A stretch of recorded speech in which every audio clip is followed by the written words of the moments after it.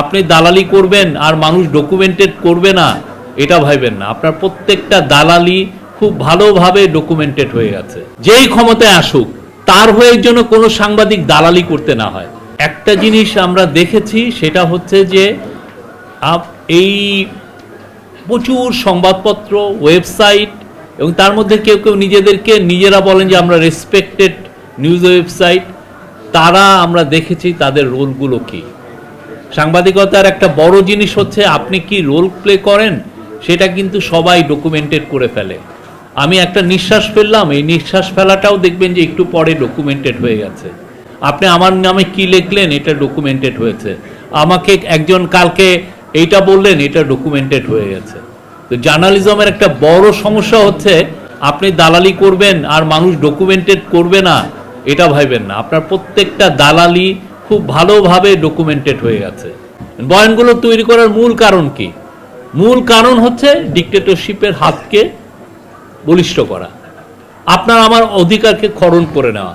আপনাকেই বলা আপনাকে মারবে, আপনাকে মেরে আবার জনগণকে বলবে যে না আপনার মারাটা তার যৌক্তিক ছিল, আপনার অধিকারটা সে হরণ করে নিবে। তখন কিন্তু কিছু সাংবাদিক আবার এই বয়ানটা করবে যে না ওর অধিকার হরণ করাটা সঠিক ছিল।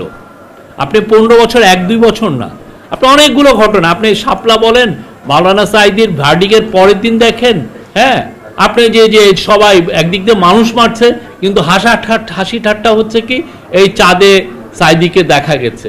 আপনার পুরো অ্যাটেনশন ওইদিকে নিয়ে এইদিকে যে 160 জনের মতো লোককে রাইফেলের গুলি করে মারা হয়েছে। ভয়াবহ একটা হত্যাকাণ্ড ছিল।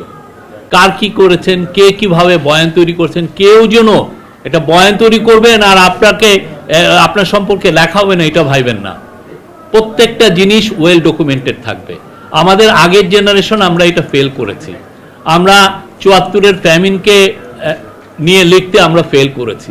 আমরা রক্ষী বাহিনীর যে অত্যাচার সেটা নিয়ে আমরা ফেল করেছি। আমাদের এর আগে প্রচুর সমস্যা হয়েছে, প্রচুর আমাদের ফেলুর ছিল আমাদের যে রাষ্ট্র হিসাবে।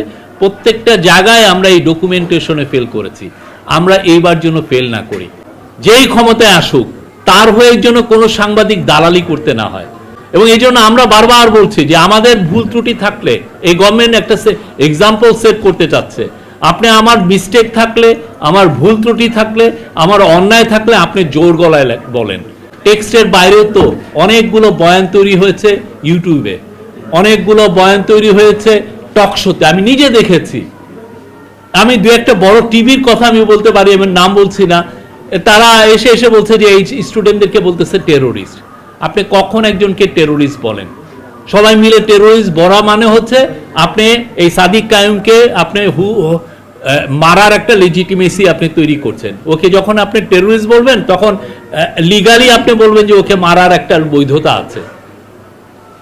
আপনার কাজটা কি? আপনি কেন তাকে আপনি তো স্টুডেন্ট বলতে পারতেন যে আন্দোলন করছে। তারা তো এমন না অস্ত্র নিয়ে সে তো আন্দোলনে আসে নাই। তাকে আপনি বলছেন জঙ্গি, তাকে আপনি বলছেন টেরোরিস্ট, তাকে বলছেন যে সে কারো টাকা খেয়ে এটা করছে। আপনি অনেক ধরনের কোনো সোর্সিং নাই, আপনি অনেক ধরনের আপনি গল্প ফাদার মূল কারণটা কি? আপনি তার এজেন্সিকে কেড়ে নেওয়া। এইগুলো করার মূল কারণ হয়তো একটা